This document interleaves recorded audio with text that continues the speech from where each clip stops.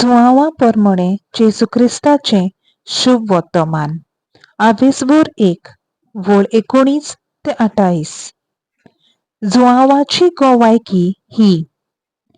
तूं कोण काय म्हूण ताचे लागीं विचारूंक जेन्ना जुदेवांनी याज्ञिकांक आनी लेवितांक जेरुजाल्याक तावन पाठयले तेन्ना ताणें उक्तेपणी सांगलें, हांव क्रिस्त न्हय.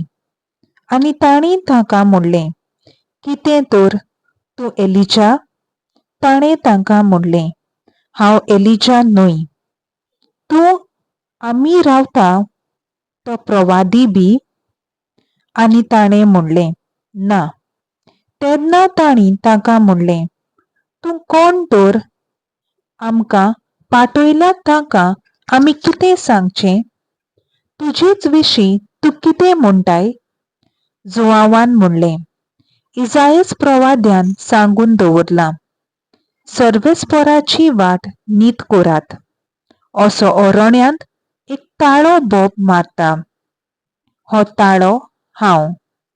तांकां फारिसेवांनी पाठयल्ले. तांणी ताचे लागीं आनीकूय विचारलें, तूं क्रिस्त न्हय, एलिजा न्हय आनी प्रवादी न्हय जाल्यार स्नान कशें दिताय?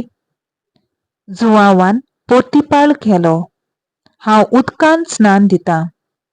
हें खरें, पूण तूं वळखो नासलोलो एकलो तुमचे मदें आसा. तो म्हजे उपरांत येतलो आनी ताच्या वाणाची वादी सोडोवंक म्हाका फावो ना. हें बेटानींत जॉर्दनाचे पलतडी जुआंव स्नान दितालो थंय घडलें. देवाचें उतर हें. देवाचो व्हड उपकार.